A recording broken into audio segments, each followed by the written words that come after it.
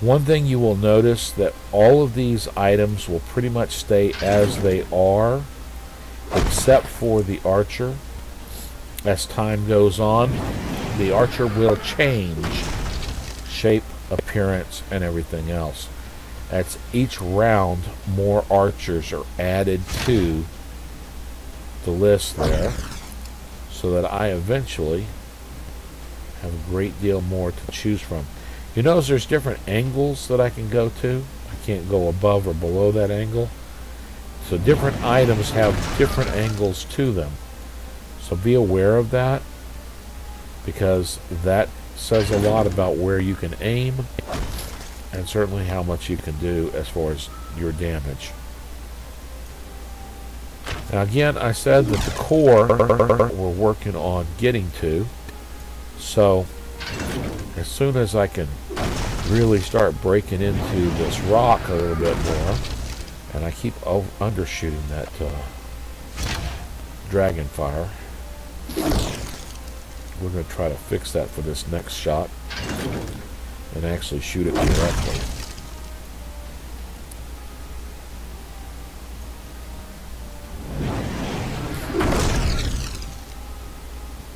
Now, I apologize if I sound a little congested. We've got a lot of stuff growing because we've had a lot of rain, a lot of weeds, a lot of pollens of different kinds are in the air, and I have certainly some allergy problems relating to that.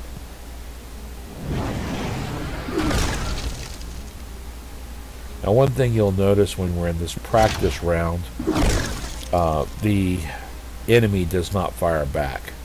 This is just for you to test out your castle, see where it might be wise to improve some things and boost up some things. And I'm going to tell you that for me, I should have thought about the fact that we're testing this out. I may have made my overall design too good for practicing, because it's going to take me a while to get through all of this.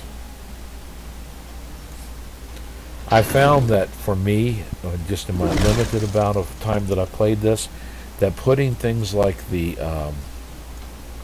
catapults at the lower levels helps me to not overshoot quite so badly. The ballistas, as you notice, they go up limited and come down fast. They don't have a great deal of range. And if you also notice, the item that is being thrown out from the archer has changed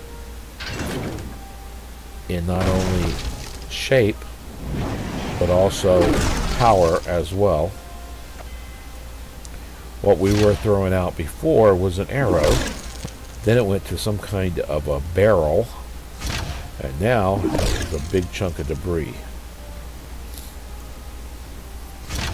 Keep in mind, when you're playing the actual game, they will be firing back at you as fast as they possibly can. And I could probably be doing this much faster than I am right now, except that I am using an emulator for one, and that emulator is being done. Oh, I didn't do hardly enough. I'm going to fall short there. If you don't pull back hard enough, and what I'm doing is I'm clicking, dragging back, and then moving around to choose the actual path of the projectile. If I don't pull back far enough, it won't go far enough to actually do the job.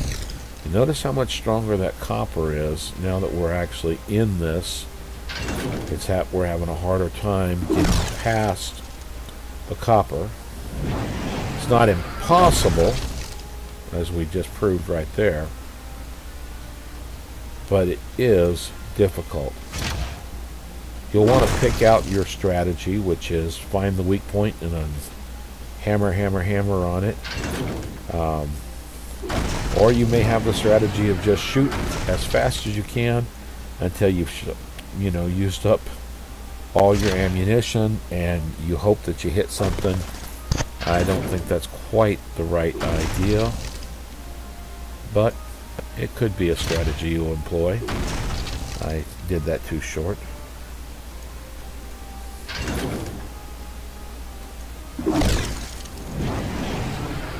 There we go.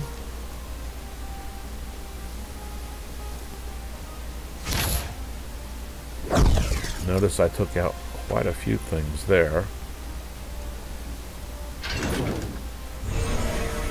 Now, I'm not sure what clicking on that power core is actually doing for me at this point. At one point I noticed smoke coming out of the other power core, but I haven't noticed it this time.